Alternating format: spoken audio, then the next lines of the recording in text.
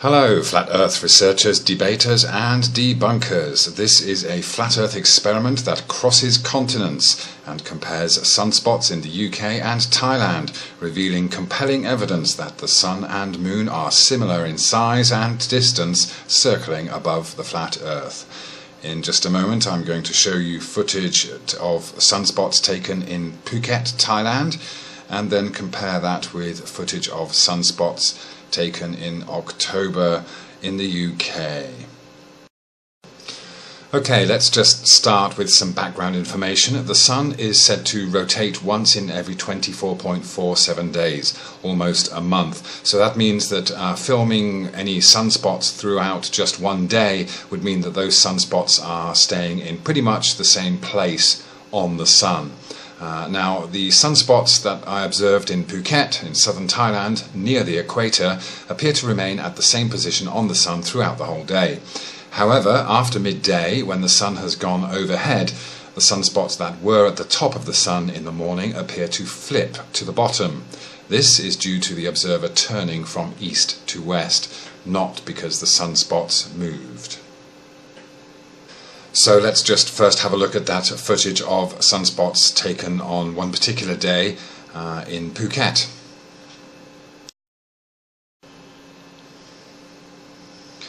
So here we have the Sun in the morning from my east-facing balcony. Of course, being on the equator, the Sun comes directly at you from the east, and you can see the sunspots at the top there. Now, I filmed this through glass for a welding mask. And here we are 1 hour later. You can see that the sunspots are pretty much in the same position at 8 o'clock. So I continue to film at kind of hourly intervals throughout the morning, again 2 hours later. So the Sun is already much higher in the sky, or appears to be, and the sunspots, you can see there are no other sunspots but just the ones on the top there. Alright, 4 hours later, so 1 hour before midday, and the sunspots are still pretty much in the same position. Now, of course, I'm just near the equator, so the Sun does arc slightly. Now, here I am looking directly up at midday, and the sunspots have kind of appear to have moved in a clockwise direction, but that's normal. Now, 12:45, we can in a minute see that those sunspots are now at the bottom. So I've already turned around and now facing west, but still looking up, but facing west to see those. So whoop, they have flipped to the underside. Apparently, that's how they appear, just because I've had to turn around, but essentially they are still in the same place on the Sun. And now that the Sun has gone overhead, now it's 3 o'clock in the afternoon, so I'm having to face west from the west-facing balcony as the Sun goes away from me, and you will see that those sunspots are still on the underside. There we go. Okay. Alright, so they haven't really moved on the Sun, they've stayed in the same place. It's just the viewing perspective that has changed from east to west. Alright.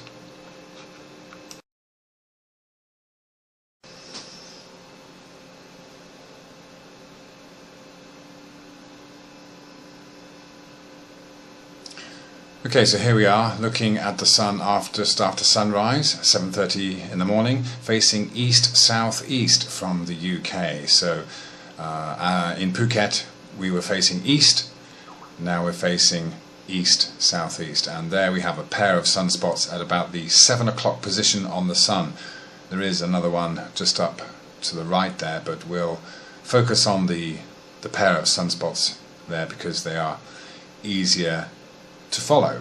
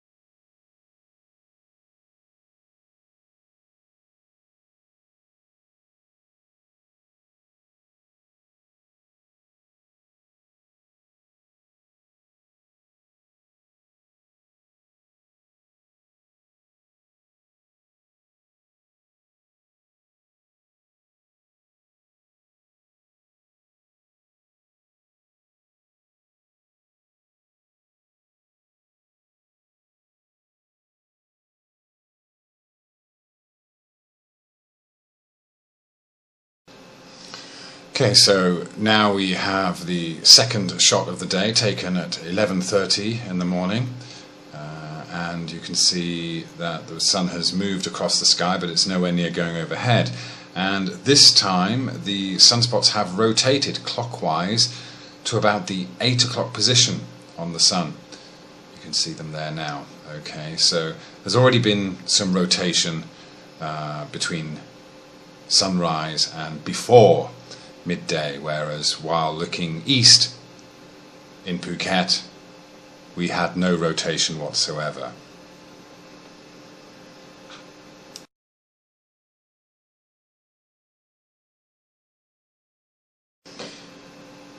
So I just thought I'd give you a panoramic shot from where the sun rose and the path it's taken until this is about just gone 1 o'clock in the afternoon. A bit of a problem with the clouds there, and you could see it was going to be cloudy for the rest of the day, so I just about managed to squeeze this one in, and very faint, but we do manage to see the sunspots at that kind of 8-9 o'clock position on the sun. And that's as much as I was able to do on that particular day, but it gives us a very good idea of the rotation that we are seeing of the sunspots during the day compared to how they were in Phuket. Okay, let's do a quick comparison of what we've seen. The sunspots viewed near the equator, looking from the east to the west, stay in a fixed position until midday, after which they appear to flip to the opposite side and stay fixed all afternoon.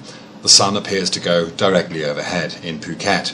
And then the sunspots viewed in the UK from the east-southeast to the west-southwest appear to rotate clockwise from sunrise until the afternoon.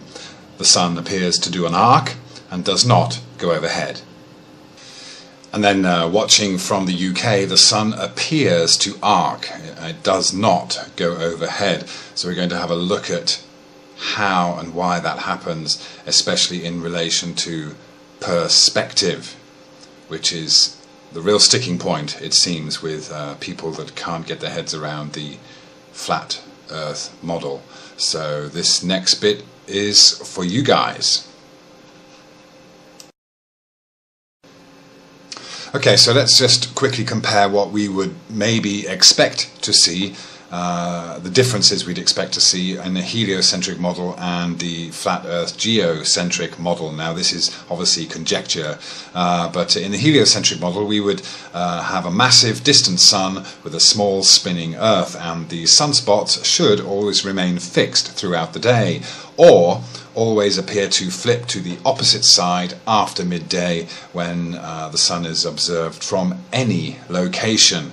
This is the one argument that defenders of the globe have given me against this particular phenomenon, that yes, of course you would expect to see the sunspots flip if you changed your viewing perspective. Okay, so we'll give the globalists that one. Now on the flat Earth we have a small nearby sun circling above a large stationary Earth, and the sunspots viewed at the equator appear to flip to the opposite side of the sun at midday as the sun passes overhead, east to west. Now the view of the sun from the north or south of the equator would then, well, we should see an arc, because we're talking about a smaller sun. So let's have a look at this issue of perspective, which seems to be a major stumbling block for a lot of people trying to get their heads around the flat Earth. So here we have a row of street lamps. Now, as we know, street lamps are usually in rows that are, all the street lamps are the same height, but as you can see here, we've got the ones off to the left and to the right getting smaller and smaller. So this can give us a number of different perspectives.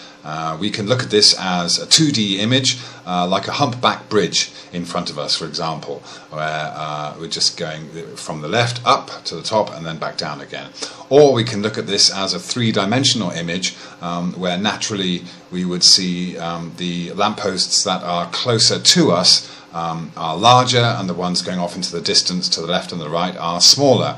Now, this could be one straight row, let's say going east to west, left to right. Could be a straight row, but we're north of it and we're looking at that row, and of course the ones closest to us, right in front of us, would be larger, and the ones off to the left and the right would be further away, even though they're in a straight line.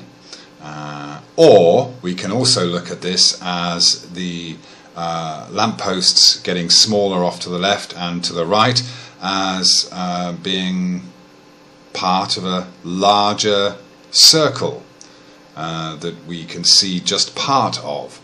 We can imagine or perceive that there are more lampposts beyond the ones we can see, but they're so small now that we can't see them.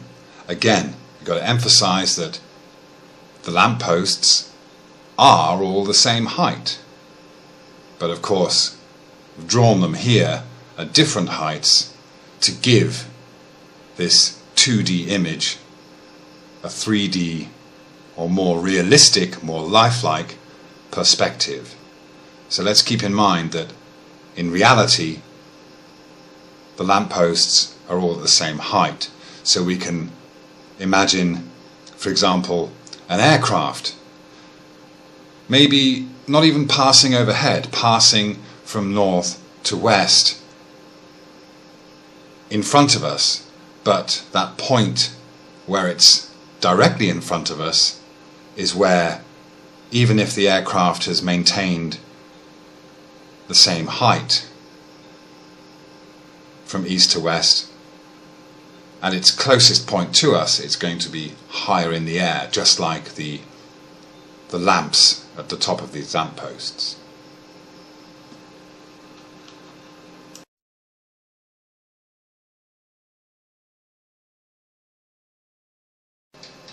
So we can illustrate this further and compare it to the sun over a flat earth.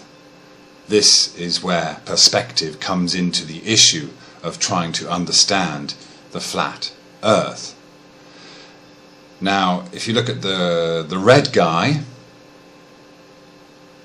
he is looking south at this line of lampposts. Let's imagine for now that those lampposts are a straight line going from east to west, south of us, from left to right, east to west. But of course, the way we look at it, we look at the lamppost on the left as being in the southeast.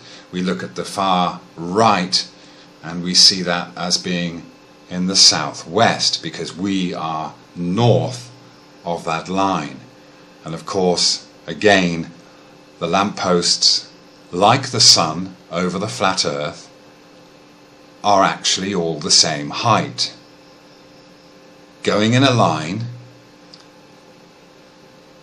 from east to west. But of course we see it when we see the sun come closest, at the sun's closest point to us, or those two lampposts in front of us. Those are the ones closest to us, so those are naturally the ones that are higher, or appear higher. Okay. Now if you look at the guy, the green guy, standing in the middle of this row of lampposts, he or she is looking east or west, and of course they see a similar thing. He looks east and the lampposts get progressively smaller. He looks above his head and the lampposts are directly above his head. He looks off to the west and the lampposts appear to get progressively smaller. Okay, so this image is trying to illustrate how, for example, we have the sun above the equator going east to west, and for that person, the green person who's on the equator, just like myself in Phuket, we have the sun coming at us from the east, going over our heads and off to the west, and coming up from the horizon and then back down to the western horizon. Now, of course, if we are the red guy in the north, looking at the sun going east to west, we are actually going to see the sun appear in the southeast. And the sun is going to appear in front of us in the south. And as the sun sets over the equator in the west, for us in the north, that is going to be the southwest. So this is how you can see an arcing sun from the north, watching a smaller sun maintain the same height as it goes around the equator. But of course you're going to say, yes, but the sun is supposed to be doing a circle above the flat earth. But then of course the earth is so large, and the part of that circle that we see is just a fraction. It's almost a straight line. But of course we see an arc because of when the sun actually gets closer to us. So let's have a look at that on the flat earth model.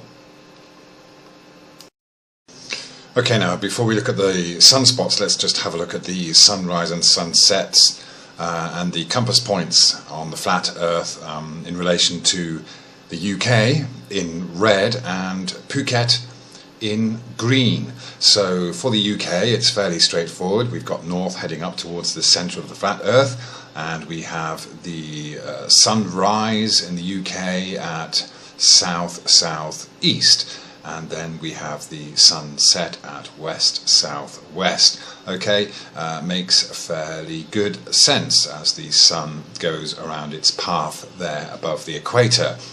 Now if we then look at Phuket, this may be a little bit confusing, but just as long as you think of your perspective from Phuket, looking north is going to be looking towards the centre of the flat earth once again, and east is off up towards the top, towards the green sun at the top, and that is where the sun was located for the sunrise on timeanddate.com. And then off to the west we have the sunset for Phuket with the other green sun.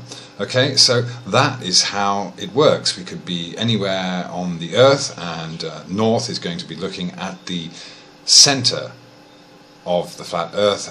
East, west and south are going to be at their normal perpendicular points from that.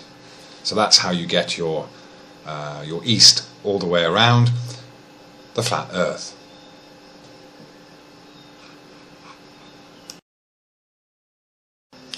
So let's just talk about the sun when it's at its closest point to us, even with the sun doing a circle. Now again, bearing in mind that the earth is very, very large, and the sun rising and setting is several hundred miles, if not thousands.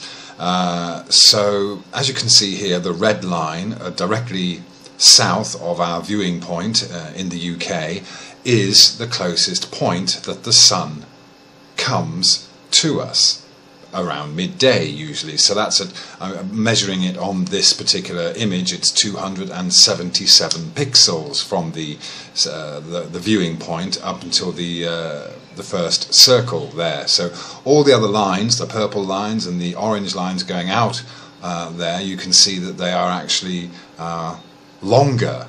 So this is what gives us the arcing effect of the sun, just like we talked about with the aeroplane coming towards us or the street lamps coming towards us from the distance. Whether they are in a straight line or slightly arced, we get even more of an arc due to our perspective. as we would do with an aeroplane coming towards us, appearing to come up from the horizon. As it gets closer, it's going to appear to be quite high in the air, even though it is maintaining a consistent altitude, just like the sun is said to above the flat Earth. Okay.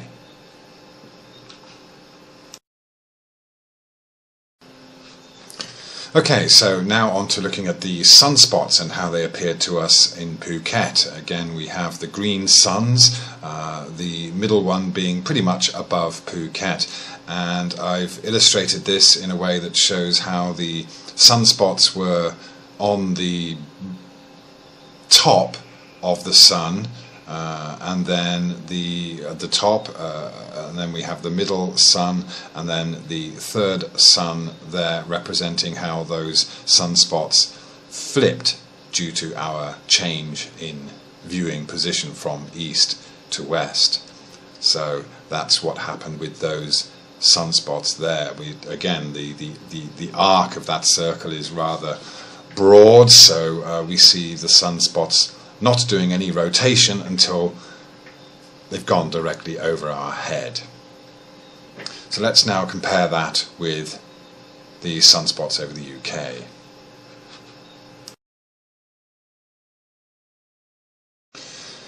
So as you can see on the red suns representing what we saw from the viewpoint of the UK, we have the sunspots rotating slightly, whereas the ones over Phuket don't really rotate, they just flip at midday. So although the sun is on the same path, because we are viewing from the UK and getting that arc at the point where the sun is closest to us, directly south of the UK, we then have this turning of the sunspots on the much smaller sun as it makes its way round on its circular path above the flat Earth.